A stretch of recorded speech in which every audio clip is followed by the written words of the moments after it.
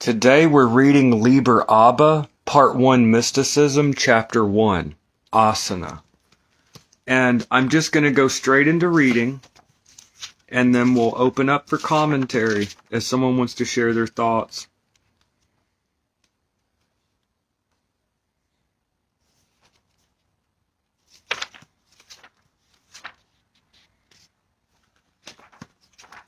So, here we go. Asana, Chapter 1. The problem before us may be stated thus simply. So for those of you that don't know, asana is yoga posture. Yoga posture. And the whole point of sitting in one position like this is to learn to quiet the body. Oftentimes when you meditate, your nose will itch or you reposition, your body distracts you.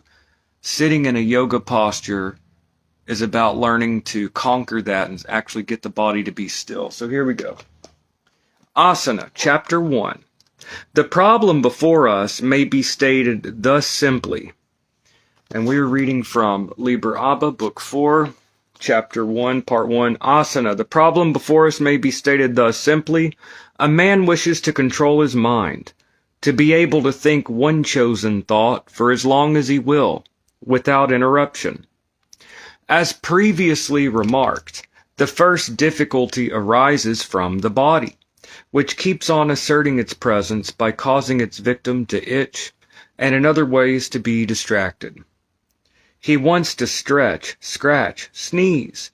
This nuisance is so persistent that the Hindus, in their scientific way, devised a special practice for quieting it. The word asana means posture. But, as with all words which have caused debate, its exact meaning has altered, and it is used in several distinct senses by various authors. The greatest authority on yoga is Patanjali. He says, asana is that which is firm and pleasant.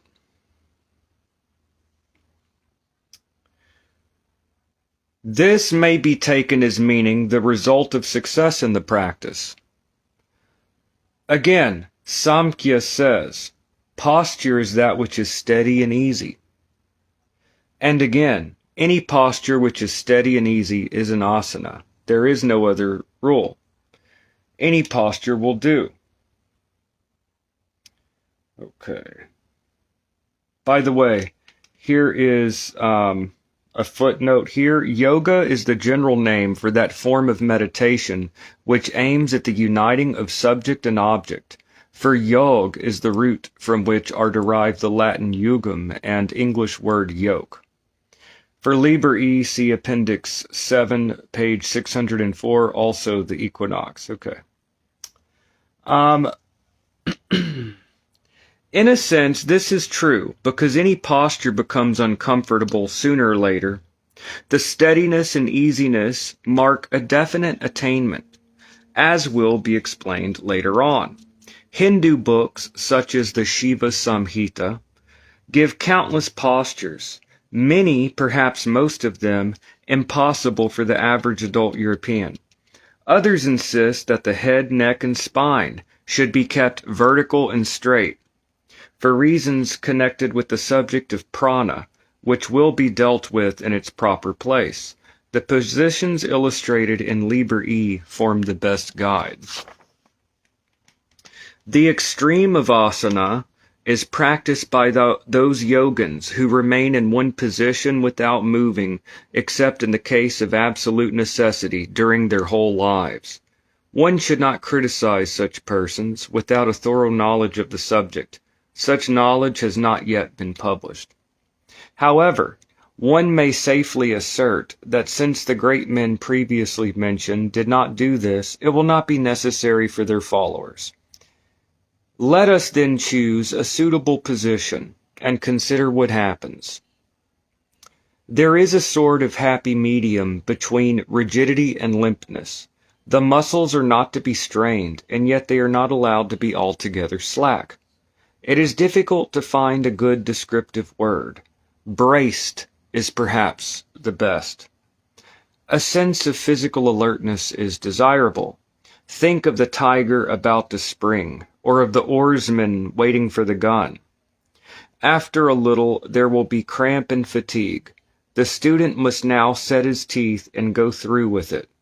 The minor sensations of itching, etc., will be found to pass away if they are resolutely neglected, but the cramp and fatigue may be expected to increase until the end of the practice. One may begin with half an hour or an hour. The student must not mind if the process of quitting the asana involves several minutes of the acutest agony.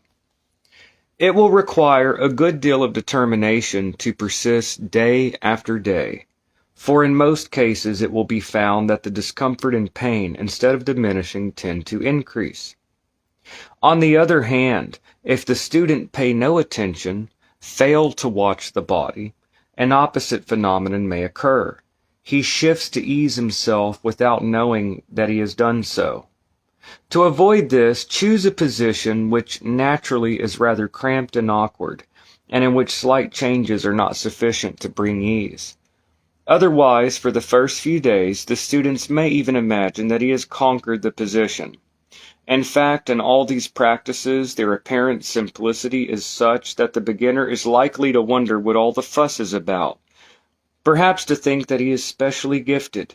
Consider a man who has never touched a golf club will take his umbrella and carelessly hole a putt which would frighten the best putter alive. In a few days, however, in all cases the discomforts will begin. As you go on, they will begin earlier in the course of the hour's exercise. The disinclination to practice at all may become almost unconquerable. One must warn the student against imagining that some other position would be easier to master than the one he has selected. Once you begin to change about, you are lost. Perhaps the reward is not so far distant. It will happen one day that the pain is suddenly forgotten. The fact of the presence of the body is forgotten.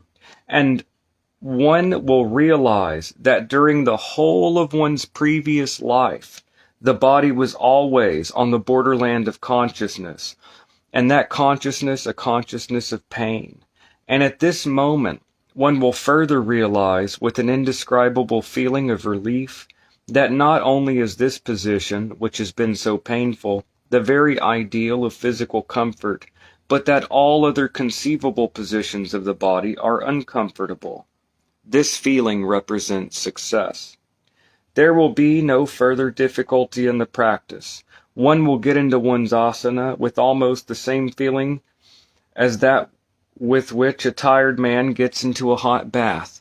And while he is in that position, the body may be trusted to send him no message that might disturb his mind. Other results of this practice are described by Hindu authors, but they do not concern us at present. Our first obstacle has been removed, and we continue with the others. Okay. And here it says a good position, figure 2, a good position for meditation. Okay. So,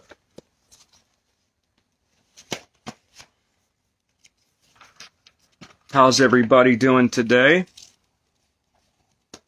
That was chapter 2 of Liber Abba, book 4, part 1, chapter 1, Asana. If you're just trying to watch the quote-unquote audiobook I have built in here, then you can just skip to the next one. If you'd like to take part in commentary, we can do so here. I just want to say the most obvious, but some people are learning for the first time. So many of us are familiar with yoga postures, yoga positions. We think of someone's folding themselves up in pretzel shapes and all of this, and there are many things to look at. Elasticity of the spine, kundalini awakening, all kinds of things. In the context of, well, the AA system and what Crowley is talking about here, posture is simply you select one posture to meditate in. Like if you ever decide to join the AA, you will have to select a posture, and this will be your one posture. Every time you meditate, you're in this position. Every time you meditate, every day, you get in the same position day in and day out. This is what I had to do. As a probationer, you have to select a seated posture, okay? In my experience. And this will be your posture you get in every single day. And what happens is, over time, try it out. Those of you, many of you have been reading this stuff for many years, and this is not new, but for some of you, this is new. Those of you that haven't looked in, that this stuff is new to, look up Liber, L-I-B-E-R-E, Liber E, and you'll see, the basic concept here. You sit in a yoga posture. Try to sit in a posture for 10 minutes. It seems so simple, but eventually you're going to have itches, you're going to want to scratch, you're going to want to fidget, you may get cramps, and basically you just push through till you get through your 10 minutes or 20 minutes. And that's basically it, Asana here is not so much about flexibility as it is sitting in one particular position to meditate and mastering that one position so that the body more or less becomes silent. More or less, the body becomes silent. You're no longer so distracted by itches and needing to scratch and stretch your leg and all these things. The body quiets down. You can more go within. So that's kind of the idea of sitting in total stillness in one posture for long periods. You come to still the body. You still the body, and then you learn to still the breath, or to control the breath, rather. Then you get to the more subtle control the mind. So you're starting at the most gross, and then you're going then to the breath, then to the mind. You're going gradually to control the more subtle aspects of being. So that is, basically what asana is here. It's sitting in one posture and not moving from that posture for a specific length of time, okay, until your time's up. Every time you meditate, sit in the same posture. I mean, that's basically it. So when I sit in my asana, I sit and I may get an itch on my nose. I ignore it. Whatever. I push through. Now, there are exceptions, obviously, but in general, you push through and you try to ignore all these signals, within reason. If you're in danger, obviously you get up.